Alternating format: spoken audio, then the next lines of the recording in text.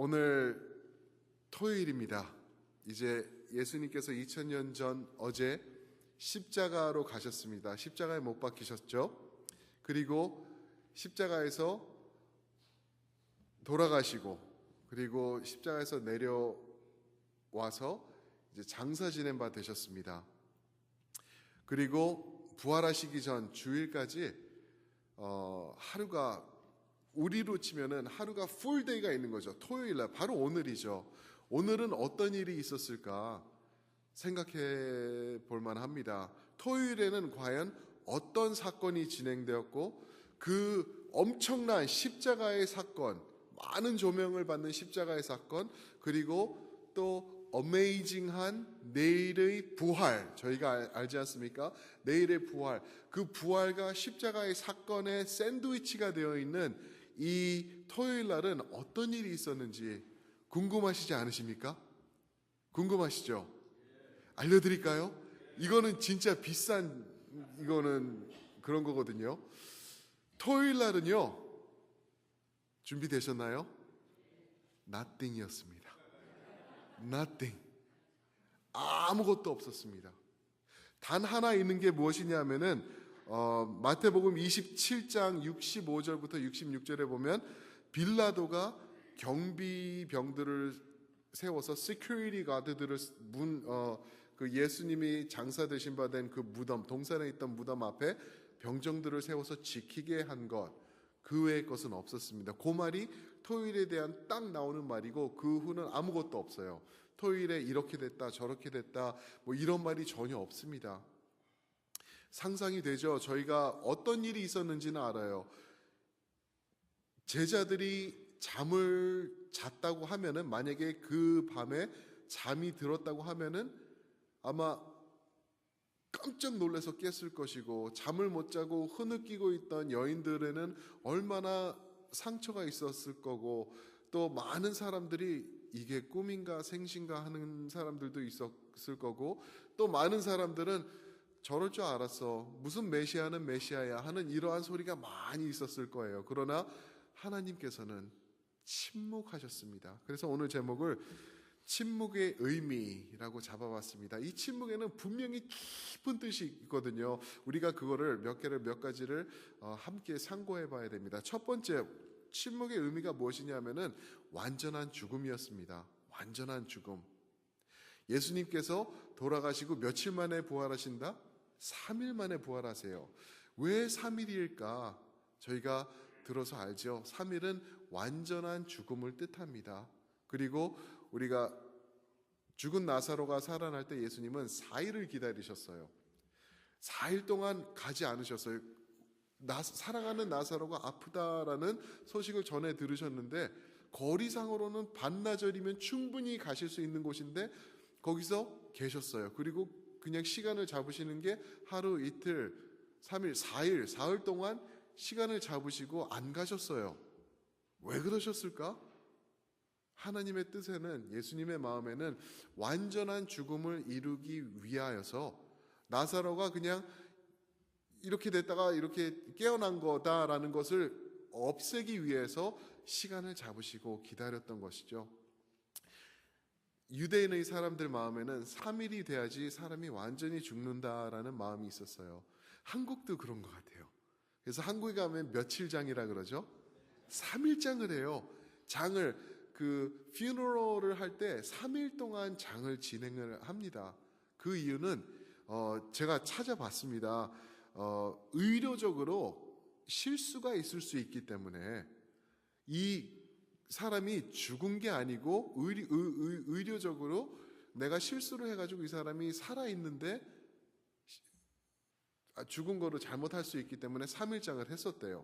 그리고 또 이유가 뭐냐면은, 유가족들이 혹시나 돌아가신 우리 사랑하는 우리 가족이 살아날 수 있을까, 이게 꿈인가 생신가 이러는 시간을 3일을 준다는 거죠. 그래서 3일장을 진행한 유래가 됐다고 그래요. 그리고 오늘날도 이제 사람이 죽으면은 24시간 동안 매장을 하거나 화장을 하는 게 불법이랍니다. 왜? 다시 revive가 life라는 말이거든요. 다시 revive, 다시 살아날 수 있을 수 있기 때문에 그런다고 그래요. 예수님의 부활을 안 믿는 사람들, 부활을 부정하는 사람들 중에 이런 말이 있습니다. 영어로 swoon theory라는 말이 있어요. swoon theory.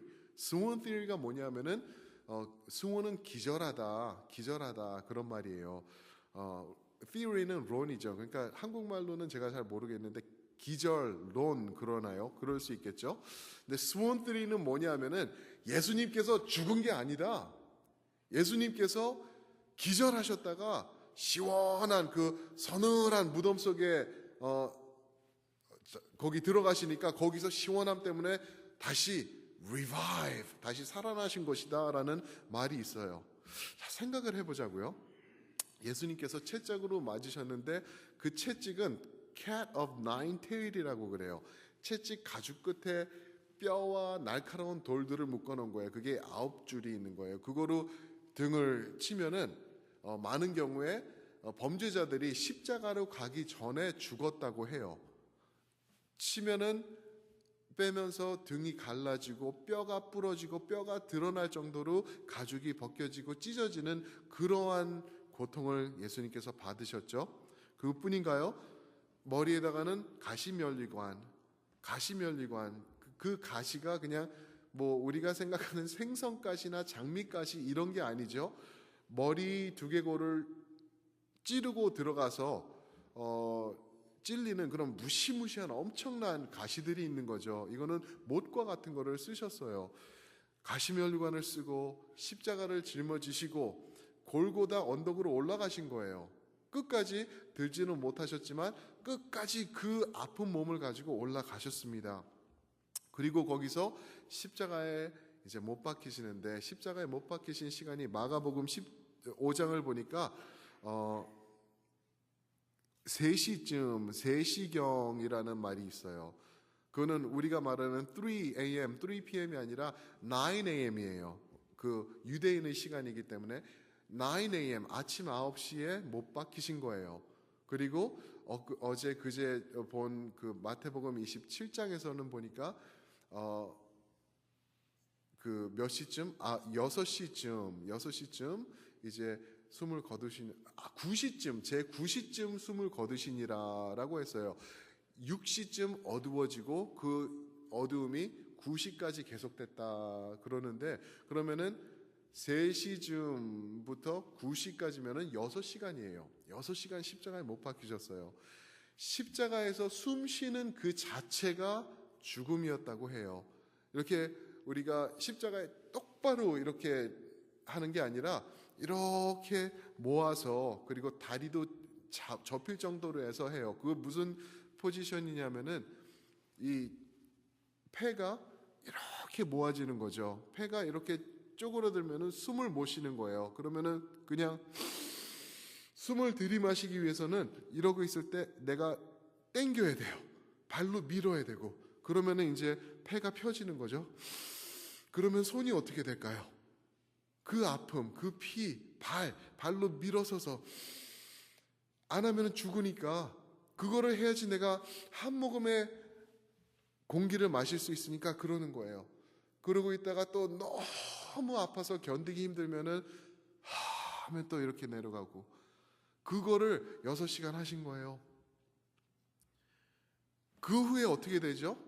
그 후에 예수님께서 이제 숨을 거두시니라 구시경 숨을 거두시니라 했을 때는 이제 로마 병정들이 생사를 확인하기 위하여서 어떻게 하죠? 창을 가지고 와서 옆구리를 찔러요. 옆구리를 찌르는데 그 옆구리에서 물과 피가 쏟아졌다라고 했어요. 물과 피가 쏟아졌다. 그래서 의학적으로 말씀하는 거를 들어보면은 그 창이 심장까지 들어가서 심장에 남아있던 피가 흘러내린 것이라고 얘기를 해요. 자, 생각을 해보겠습니다. 기절론, 스원 티어리에서는 그렇게 이제 아프시고 죽으시고 찔리시고 피를 다 쏟으시고 이제 장사되셨어요. 그 붕대로 감죠. 이제 시신을 붕대로 감으면은 이렇게 해놓고 꼭 감아요. 발끝부터 머리끝부터 발끝까지 다 감는 거죠. 그런 모습으로 이제 무덤에 들어가신 거예요. 그러셨는데 이제 정신이 드신 거예요. 그 사람들 말로는 정신이 들어서 보니까 여기 시원하고 좋다. 그러셔가지고 이거를 풀으신 거예요. 이렇게 하셔가지고 풀러셔가지고 다 풀으시기 시작해가지고 깨끗이 다 접어놓으시고, 그리고 일어나가지고 큰일 날 뻔했네. 큰일 날 뻔했네. 죽을 뻔했네 하면서 일어나셔가지고 깜깜한데 빛이 없는 데인데 이렇게 찾으셔가지고 살았다 하고 문을 찾으신 거예요. 그리고 2톤이 넘는 정도의 돌을 그 몸을 하셔가지고 등이 다 나가시고 심장까지 창을 찔리시고 손과 발은 못 박혀서 걷지도 못하시고 그 불로 2톤짜리 돈을 굴리시고 나오신 거예요. 그리고 어디 가서 샤워하시고 깨끗하게 하시고, 그게 말이 됩니까? 그게 더 큰 기적인 것 같아요. 그렇죠? 부활이 쉬워요. 차라리 부활이 나요. 이거는 인간적인 생각으로 말을 하고 부활을 부정하다 보니까 인간이 갖다 마친, 이거는 그냥 말도 안 되는 소리라는 거죠. 완전한 죽음을 말씀하신 거예요. 토요일 날의 침묵, 예수님께서 완전히 죽으셨다. 의심할 여지가 없다. 3일 동안 완전히 죽으셨다. 3일장이 되신 예수님을 우리가 기억합니다. 완전한 죽음, 토요일의 침묵이 우리에게 말씀하고 있습니다. 두 번째로 토요일의 침묵이 말씀해 주시는 게 뭐냐면 완전하신 대제사장을 말씀하십니다. 유명한 말씀이죠. 대제사장, 예수님께서 우리 대제사장, Great High Priest가 되셨다는 말씀은 히브리서를 보면 잘 나와 있는데요. 우리가 몇 차례 봤는데 제가 읽어드리겠습니다. 4장 15절 16절인데, 우리에게 있는 대제사장은 우리의 연약함을 동정하지 못하실 이가 아니요 모든 일에 우리와 똑같이 시험을 받으신 이로되 죄는 없으시니라. 16절, 그러므로 우리는 긍휼하심을 받고 때를 따라 돕는 은혜를 얻기 위하여 은혜의 보좌 앞에 담대히 나갈 것이니라. 아멘. 15절, 이 대제사장 되신 예수님은 우리의 연약함을 동정하신대요. 여기서 말하는 연약함은 무엇을 말하나? 나의 연약함에서 시험에 넘어지고 시험에 들고 그러는 것, 거짓말하고 싶은 유혹이 드는 것, 그것을 동정하신다. 남을 내가 시기하고 질투하고 미워하는 정도, 그 정도의 연약함이 아니에요. 우리와 동정하실 수 있는, 우리가 가지고 있는 연약함에서 가장 크고 우리가 어떻게 해결할 수 없는 연약함이 있다면은 무엇일까 생각해 보면은 바로 죽음이라는 거죠. 인간의 연약함 중에 가장 큰 연약함이 모든 인간이 접할 수밖에 없는 죽음. 그 연약함을 동정하시고 우리를 이해하시고 그것을 우리를 받아주시는 주님이라는 것을 얘기를 합니다. 그래서 주님께서 하시는 말씀이 요한복음 11장 25절, 나사로를 살리시기 전에 나는 부활이요 생명이니 나를 믿는 자는 죽어도 살겠고 라고 말씀하셨어요. 이제는요, 우리 예수님께서 모르는 소리 하시는 게 아니에요. 야, 내가 살아보니까, 내가 태어나 보니까, 그리고 내가 너희가 있는 그 자리에 있어 보니까, 그리고 너희가 갔던 곳보다 더 멀리 가 보니까, 그리고 너희가 경험하지 못한 그 죽음까지 내가 갔다 와 보니까 너희를 이해하게 되고 너희를 품을 수 있다. 내 앞에서 아무도 다른 말할 사람이 없다. 내가 너를 사랑한다. 내가 너를 책임진다 하시는 주님의 뜻이 여기 있다라는 거죠. 우리의 대제사장, 완전하신 대제사장. 이 세상엔 죽었다 살아나가지고 내가 죽어보니까 거기는 이런 게 있고 저런 게, 이렇게 말하는 사람이 없어요. 있어요. 가끔씩 책 쓰면서 뭐 사후생애의 진실, 돈 벌어 먹으려고 거짓말 쓰는 것 같아요. 거의 그럴 거예요. 하다못해 이런 얘기도 있죠. 내가 본 천국? 하나님이 보여주실까요? 아직? 아닌 것 같아요. 하다못해 사도 바울이 보고 왔어요. 고린도서 보면 사도 바울이 천국을 보고 왔는데 갔다 와가지고 함부로 말을 못하는 거예요. 너무나 엄청나고 감당할 수 없기 때문에. 그래서 다른 사람을 비유해서 말해요. 내가 아는 어떤 암흑의 한 사람이 있으니 그가 천국 그걸 갔다 왔는, 이런 식으로 해서 피해가요. 근데 자기라는 거를 이제 그 말씀을 보면 드러나죠. 사후세계 갔다 온 사람이 없어요. 주님만 아세요. 완벽하게 다녀오셨어요. 그러면서 하시는 말, I know, 내가 이해한다. 그리고 내가 너를 사랑한다. 두려워하지 마라. 내가 대제사장으로 너를 품어주니까 걱정하지 마라. 영어로는 이런 말이 있어요. The fear of the unknown. Fear of the unknown. 알지 못하는 것에 대한 두려움이라는 말이 있어요. 그래서 많은 사람들이 어두움을 무서워해요. 왜요? 어두우면 그 어두움 가운데 무엇이 있는지 우리가 모르기 때문에 두려워요. 저도 무서운 거, 깜깜한 거 무서워해요. 여기 누가 있다가 확 하면 어떡하나, 그죠? 어두운 곳에서 깊은 물에서 수영하다 보면은 밑에서 뭐가 꼭 잡아당길 것 같고, 이런 느낌이 있어요. Fear of the unknown이에요. 이런 fear, 죽음, 사후의 세계에 대한 이런 두려움도 우리에게 있어요. 어떻게 되는 거지? 그때는 어떻게 되는 건가? 근데 두려워할 필요가 없다. 왜요? 우리의 대제사장께서 다녀오셨고 알고 계시고 완전하심으로 거기서 우리를 기다려 주시고 죽음이 아닌 영생으로 인도하실 우리 주님이 계시기 때문에. 아멘. 아멘. 그래서 우린 두려워하지 않습니다. 토요일의 침묵은요, 완전하신 대제사장을 증거해 주시고 계십니다. 아, 그분이 죽으셨었구나. 그냥 기절하셨다가 나온 게 아니라 죽으셨고 되살아나셨구나라는 그러한 진리를 우리에게 말씀해 주고 있는 것입니다.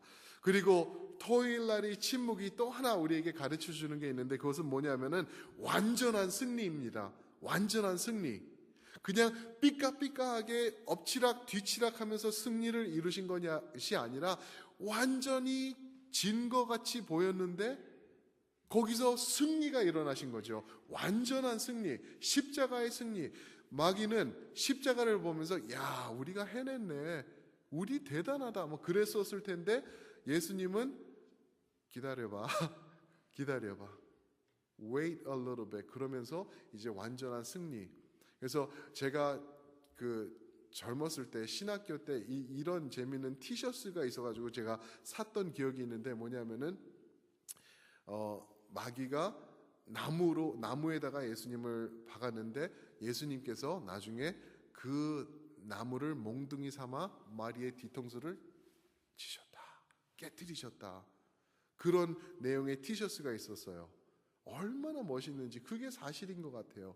예수님은 완전한 승리를 하셨고 우리에게 안겨주셨습니다. 그래서 고린도전서 15장 17절, 그제 또 말씀드렸죠. 사망아, 너의 승리가 어디 있느냐, 너의 쏘는 것이 어디 있느냐 외친 사도 바울이 그 2절 후에 하는 말씀이 예수 그리스도로 말미암아 우리에게 승리를 주셨다. Victory through Christ Jesus 라고 말했어요. 우리에게 예수 그리스도를 통해서 승리를 주셨다. 죽음을 죽이시면서, 죽음을 이기시면서 완전한 승리를 주셨다. 우리 필라델피아 이글스 팬들 혹시 계세요? 계시죠, 그죠? 대단하죠, 이글스, 그죠? 이번에 2월 4일 날 필라델피아가 지진 나는 줄 알았죠? 예, 챔피언십 게임을 이긴 거예요. 그런데 그거 아셨나요? 누가 LA에서 필라델피아로 이사 오면서 그런 사건이 일어났는지? 그냥 모르실까봐 그냥 제가 그냥 말씀드리는 거예요. 제가 오면서 굿뉴스가 그 필라델피아, 농담이고요. 근데 필라델피아 이글스가 이긴 거를 보니까 참 재밌는 진리가 있었죠. 또 감사한 거는 그 선수들이, 많은 사람들이 크리스찬들이에요. 와, 제가 보면서 와, 멋있다. 크리스찬들이라서 이긴 건 아닐 거예요. 반대편 뉴 잉글랜드에도 크리스찬들이 있었거든요. 그러니까 뭐 하나님이 이쪽 편이다 뭐 이런 건 아닐 것 같아요. 그런데 보세요, 필라델피아 이글스가 멋지게 이겼어요. 그런데 이기는 데는 뒤에 닉 폴스라는 선수 이름이 있었어요. 닉 폴스가 쿼터백이에요. 공 던지는 사람. 와, 어떻게 그렇게 멋있게 하는지. 근데 문제가 뭐였냐, 재밌는 게 뭐였냐 하면은요, 닉 폴스가 주전 선수가 아니었다는 것. 주전이 아니었어요. 그렇죠? 주전 선수는 누군지 아세요? 와, 장로님 대단하시네. 칼슨 웬스라는 사람이에요. 칼슨 웬스. 굿 크리스찬. 닉 폴드 굿 크리스찬. 근데 칼슨 웬스가 경기를 하다가 다쳤어요. 어느 팀하고 하다가 다친지 아세요? LA 램스. 그렇죠? 맞죠? LA 램스하고 경기하다가 무릎을 다쳐가지고 이제 끝난 거예요. 그 칼슨 웬스가 이제 다쳤을 때 필라델피아에서 난리가 났어요.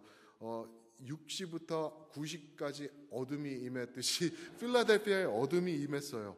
왜? 이 사람만 믿고 있었는데. 근데 이 사람이 다쳐서 빠지니까 후보 선수 닉 폴스가 올라와서 했는데 와, 엄청난 거예요. 어떻게 그렇게 잘하는지. 그래서 결국에는 이겼어요. 자, 보세요. 이글스가 이겼는데 이글스가 경기하는 선수들이 있어요. 닉 폴스를 통해서 몇 명이 있었는데 경기 후보자도 있었고 경기 백업도 있었고 그런데 경기에 1분도 들어가지 않은 칼슨 웬스를 비롯해서 백업 선수들 모두가 챔피언이에요. 그 사람들 지금 손 보잖아요. 이따만한 반지가 끼어 있어요. 다이아 반지, 금 반지. 왠지 아세요? 후보 선수들도 칼슨 웬스 같은 경우는요, 이걸 다쳐가지고 경기를 못하니까 운동복도 안 입고 있었어요. 그냥 이런 스웨셔츠 같은 거 입고 있었어요. 그 선수도 챔피언이라고 반지 이따만한 거 끼고 있어요.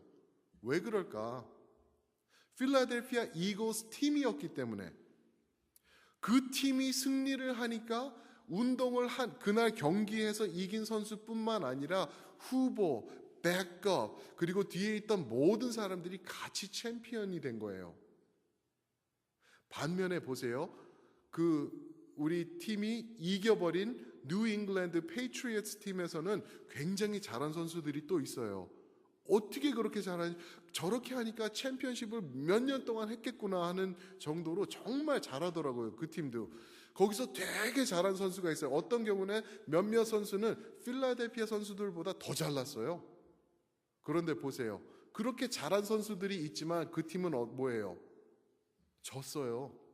아무도 그 사람들 보고 2018 챔피언이라고 안 해요. 그렇게 잘했는데도. 왜요? 팀 자체가 졌기 때문에. 이 말씀을 왜 드리냐면은 이기는 팀에 있으면은 무조건 챔피언이 되는 거예요. 예수님의 팀 안에 계시면은 예수님 때문에 승리하는 거예요. 내가 못나도 승리하는 거예요. 내가 게임을 무릎이 아파서 못했어도 내가 챔피언 게임을 이기는 거예요. 예수님이 우리를 보시고 선하다, 의롭다 하고 외치시는 이유가 그거예요.